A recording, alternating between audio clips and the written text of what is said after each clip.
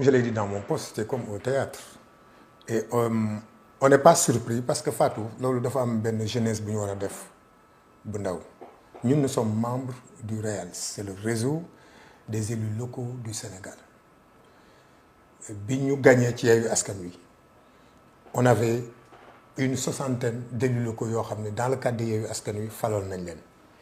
Ci la ñu amoon initiative en son temps muy le président Ousmane Sonko, le président Khalifa Sall, je veux dire les leaders de la coalition Yewwi Askan Wi, créer le REALS.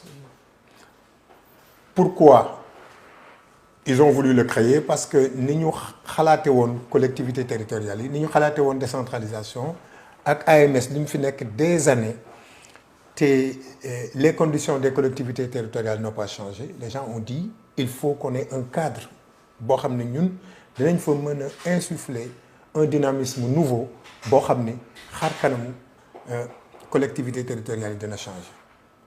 REALS di dox ba le président Ousmane Sonko avec toutes les péripéties que vous avez connues jóge fii nekk premier ministre, donc démissionné de son poste de maire de Ziguinchor, le poste était devenu vacant. Mais le REALS continue. Mais quand on a dit que rencontre bi dafay am, il y a des gens qui avaient dit dañuy boycotter. Chez nous, même au niveau de PASTEF. Ñeneen ñi ne nañ dem. Moi, j'étais contre le boycott parce que pour moi, quand tu boycottes, les gens décident à ta place. Et ça, c'est pas bon. Il ne faudrait pas, peut-être, que nous soyons dans une dynamique d'opposition systématique. Parce que moi, je fais la différence entre les actions politiques et les actions pour lesquelles nous avons des responsabilités. Pour moi, le maire de Dakar, il est élu au même titre que le président de la République. Et la ville, c'est un démembrement décentralisé, c'est un démembrement de l'État. Bu le président de la République wootee ne damay waxtaan ak maire yi te amul benn contenu politique dañ ci dem mais li tax nag ma def le poste parce que après dañ ci rax politique.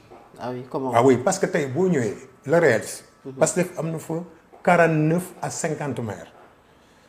ñu ne comme dañuy dem ci rencontre bi nga xam ne moom le président de la République woote mais il faut qu'on discute du contenu du discours qui sera délivré, mais il faut aussi qu'on discute du choix de la personne dans le groupe. J'ai été le premier à poser ce problème dans le groupe. Bon, certains qui sont membres de la coalition Diomaye, dont un maire de Rufisque, est entré directement dans le groupe dafa gis sama poste dafa dugal poste bi ci groupe bi ne non yow li moo tax nga dugg ci groupe bi parce que da nga ñëw pour semer la zizanie. Alors je lui ai fait comprendre que man du ma dugg ci yenn détails yi mais je lui ai répondu quand même à la mesure de ce qu'il a dit. Et je lui ai dit mënuñoo nekk dans une organisation pareille ñuy rencontrer le président Bassirou Diomaye Diakhar Faye, quelqu'un va parler à notre nom te xamuñu lu muy wax te waxtaane wuñ ko. Vous n'en avez pas discuté en amont? On n'en a pas discuté. Et jusqu'au moment où je te parle, jusqu'au moment où il prenait la parole, xamuñu woon kuy jël parole benn te xamuñu woon lu muy wax tey ci salle bi lañ ko découvrir. Et ça, c'est la faute au ministre qui est dans le parti pris. Bon, on le connaît de toute façon, mais je crois qu'on se connaît assez. Moom war na xam ni on va pas se laisser faire. Si les ministres des collectivités territoriales, il l'est pour toutes les collectivités territoriales, mais il ne l'est pas pour une partie des collectivités territoriales. ñun xam nañ da ngeen gis ne dafa commencé jàng. mais jàng na parce que warul woon nangu de Moussa Balla Fofana bien sûr. non dafa jàng oui mais dafa jàng bi mooy warul woon dugg dans le fonctionnement des organisations faîtières. du moom mooy woo ay nit ministère ñu réunir def seen comité ñu proposer kenn moo xam ni on l'a interpellé moo xam ni celui-là ne devait pas parler au nom du REALS mu appuyer ko ils l'ont forcé. Alors vous avez suivi le discours loolu la force c'était du théâtre parce que en réalité c'est le pire discours qui a été prononcé là-bas parce que boo xoolee sax l'AMS a fait des efforts en parlant des problèmes des collectivités territoriales. Le président du conseil départemental de Kaolack, Benjeloun, a posé les véritables questions qui concernent les collectivités territoriales. Mais lui, en réalité, il n'a parlé que de lui et que de sa disponibilité à travailler avec le président. Et vous avez parlé d'une salle faussement remplie. Faussement remplie. Non, mais et pourtant, oui. Salle bi, oui. ay élus locaux ñoo fa nekkoon. Oui, mais pas seulement des élus locaux. Quand moi, j'ai dit faussement remplie, pour ceux qui comprennent. J'ai vu même quelqu'un qui disait que non, c'est pas vrai. La salle était pleine. Bon, il ne comprend pas le français. J'ai dit faussement rempli parce que la salle dañ ko rempliroon ak ay nit ñoo xam ni seen place nekkul woon foofu. Et pour la petite histoire il a fallu qu'on tape sur la table pour ñun ñu mën a dugg. Le maire Augustin Senghor il me regarde peut-être pour la première fois ma gis ko mu yuuxu ci kaw nit ñi ne nous sommes des maires nous sommes venus participer à une activité dañuy bàyyi ñu dugg. C'est le protocole de la présidence qui est venu calmer les jeux pour ñun ñu mu dugg ci salle bi parce que les gens avaient dit que non dañuy arrêter, la salle était pleine. Mais comment peut-on imaginer que des maires soient dehors et que la salle soit remplie par d'autres qui ne sont pas des acteurs des collectivités territoriales? Loolu tax ma ni c'était du théâtre. Tout était mis en place pour plaire au président de la République, pour lui montrer que les collectivités territoriales adhèrent à son appel. Oui, on était venu l'écouter. On était venu l'écouter. Et tooguma fa ba mu jeex dama dem mais dégg naa li mu wax nee na il va tout faire pour doter les collectivités territoriales des moyens dont elles ont besoin. On l'attend. tooga fa ba mu jeex parce que da nga budde et dégg nañu nga ne dañu la tere maanaam nga tourner en rond. mais loolu nan la mën a nekkee c'est-à-dire nan lañ la mën a teree nag yow nga dem te am na ñoo xamante ne nag def nañu ay poste monsieur le maire pour wax ne gisuñu benn yoon buñ la teree yow. waaw mais bon xam nga ñoom bokkuñu xam nga man dans le groupe quand j'ai émis cette position-là. Ces messages-là on les a transférés à qui de droit te man am naa information bi ma fay ñëw que effectivement il y a 4 ou 5 personnes qui tournaient toujours autour ba fi ma toogoon il y a 3 ou 4 personnes qui étaient autour parce que ils ont fait passer le message selon lequel je ne parle pas comme ça. ci wolof waaw. ils ont dañoo jàllale benn message comme quoi le maire nee na bu ñëwee ki war a jël parole su fekkee choisir ñu te waxtaanuñu ci contenu la mu war a wax il va publiquement contester cette prise de parole. Effectivement loolu man maa ko wax dans le groupe et je savais pertinemment que cette réaction ça allait être ça. donc dañoo njortu ne da ngay saboter. mais exactement c'est le terme même loolu la ñu utiliser dañ ne le maire de Dakar à travers les bulletins yi ñu génne le maire de Dakar va venir pour saboter l'activité mais naka lay demee man kilifa la je vais pas me donner un spectacle naka lay demee ci activité boo xam ni man je suis le maire de la capitale mu neex lan mu naqar leen malgré tout ce qu'ils sont en train de dire may ñëw di suufeel sama bopp ci ay kanamu samay nawle loolu duma ko def mais c'était une façon pour moi de leur mettre la pression pour wan leen li ñuy def c'est pas normal à un moment donné même j'ai failli le faire mais j'étais avec certains qui m'ont dit non mais laisse tomber mais tout ça pour dire que ni fi ñu jëm par parloo commencé na ba pare te Fatou Abdou fii laa ko waxee bu ñu demee ba ci kanam li ma leen waxoon ni di ngeen ko gis ils ont commencé à appeler certains maires di leen proposer pour ñu ñëw seen coalition bi. La preuve, dans le groupe où je suis, quand j'ai parlé, les 2 personnes yi nga xam ne ñoom ñoo intervenir mais ce sont tous des maires qui sont dans la coalition Diomaye président pour dire que ni et ils ont appuyé la position du ministre. C'est pas au ministre de nous choisir kan mooy jël parole te biñ ko alerté waroon na woote les acteurs du RER waxtaan leen seen mbir ci lii parce que activité bi waruñu ko yàq moo tax ma ni c'était du théâtre en réalité. Pourquoi ça ma gën a wax c'est du théâtre mais combien de fois le ministre là tenir ay activités sur la décentralisation sur l'acte 4 sur les pôles territoires combien de fois defe naa bii c'est la 2e bugguma juum ou 3e fois moom am na bu mu teniroon mais avec ces acteurs là avec le premier ministre je crois qu'est-ce qui a changé entre-temps pour que ñu dajale tous les maires du Sénégal indi bëgg leen jébbal le président de la République. En réalité c'était ça c'était du théâtre beneen bi derrière il parle d'acte 4 ministre bi moom si boppam liggéey na ci te mu ngi may seetaan waxtaan nañ ci. Moussa Balla Fofana. waaw yéen ñaar waxtaan nañ ci boobu c'est vrai bon. on était yéen a bokkoon ci benn parti mais Pastef bien sûr benn parti il était farouchement opposé au système actuel maanaam avoir 500 et quelques collectivités territoriales dont certaines ne sont pas viables maanaam attanuñu collectivités yi leen jox parce que amuñu assez de ressources amuñu jumtukaay yi war pour nekk ay collectivités territoriales moom ci boppam mu dénombré plus de 80 et quelques collectivités ne yii dañu war a tëb mais à notre grande surprise amoon nañu information bi démb avant ñuy dem que ni mais ils pensent revenir sur ça parce que boo dégloo li le représentant de l'AMS wax dans son discours Fatou Abdou mën nga ko déglu mu ne AMS d'accordul ñuy wàññi collectivité territoriale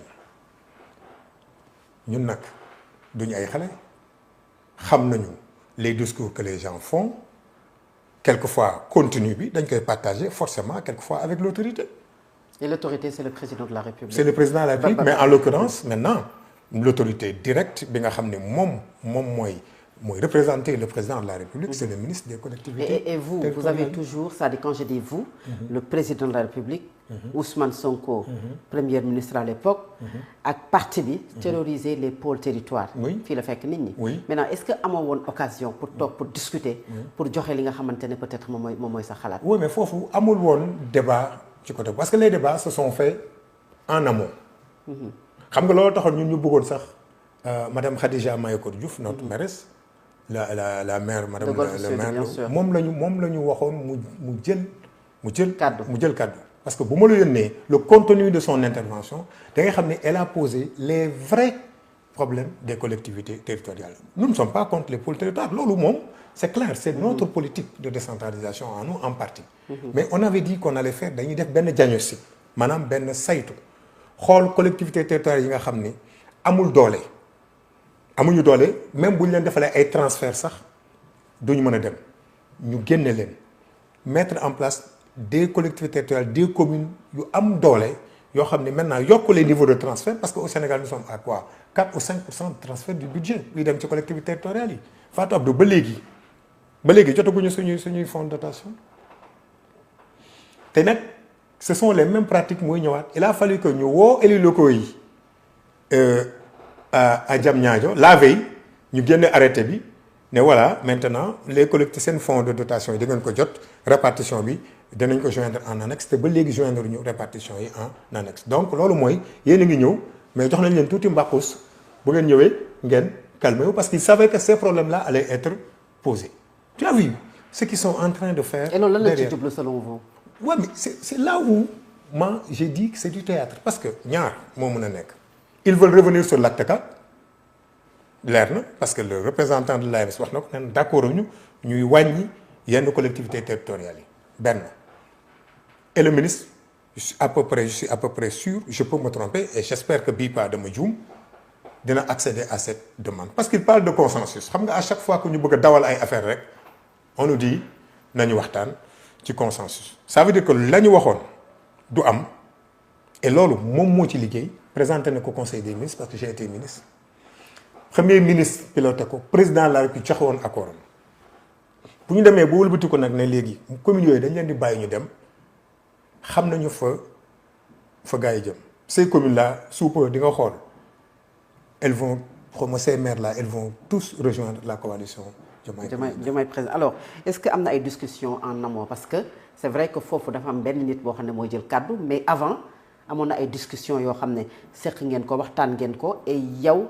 maire de la capitale j'insiste sur ça parce que c'est la capitale aujourd'hui moo abrité le palais présidentiel les institutions de ce pays est-ce que bokkoon nga ci discussion yooyu non amoon na ay waxtaan auparavant mais boobu je n'étais pas maire avec Barthélémy maire mais maire bon de la je ville de crois que Dakar lui il participe bon xaw ma wóoruma bon bëgguma peut-être wax lu ma xam d'accord mais ce qui est sûr mooy ñoom Khadija Mahécor Diouf et d'autres maires participé woon nañ ci mais ñun on avait des retours nee naa la Bala Moussa xam nga Bala Moussa Fofana waxtaan nañ ci sa position était ferme ces communes doivent disparaître parce que elles sont pas viables pourquoi tey ñu bëgg ko changer c'est ça la bonne question beneen bi mooy xam nga quand tu parles de réforme da nga naan mais réformes yi en l'état actuel des choses mënuñu ko appliquer en allant vers des élections liñ ci njort mooy aussi prétexte la pour repousser les élections mais élections yi dans tous les cas mënul génn 2027 peut-être le président peut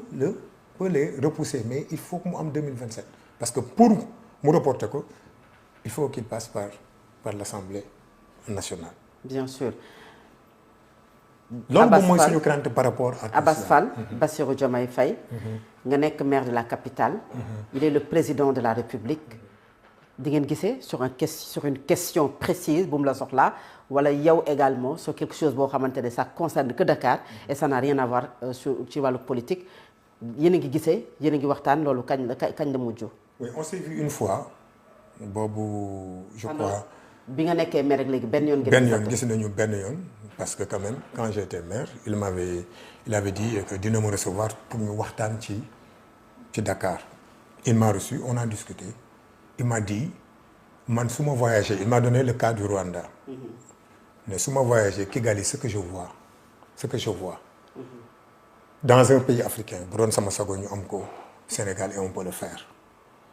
Et je t'encourage, dinaa la jàppale, et surtout dans le cadre des JOJ, dinañ leen jàppale pour que Dakar xar kanamam change. Et en son temps, effectivement, on avait discuté, et ça, on en avait aussi discuté avec le Premier ministre, mais da ngeen di fexe ba fonctionnement yi parce que une ville ne peut pas se développer quand les charges de fonctionnement sont plus élevées que les charges d'investissement fexe leen ba investissement yi donc ëpp doole fonctionnement yi et ça on y a travaillé au niveau de la ville de Dakar et pour la première fois je crois dans l'histoire de la ville de Dakar je ne vais pas me tromper pour la première fois le niveau d'investissement dépasse le fonctionnement nous sommes à 57% de niveau donc de niveau d'investissement. On a discuté de façon très courtoise. Boobu problème yi commencé na am, c'est vrai. Mais demewul noonu. Mais demewul noonu. Ba nga xamante ne nag vous faites partie des plus critiques, monsieur le maire. Oui, justement. Très critique envers le président de la République. Je vais continuer à l'être. Xam nga pourquoi? Et la question bi me posée dafa am importance. Il faut qu'on fasse la part des choses. Oui. Man je l'ai dit bi ma ñëwee ci conseil municipal bi.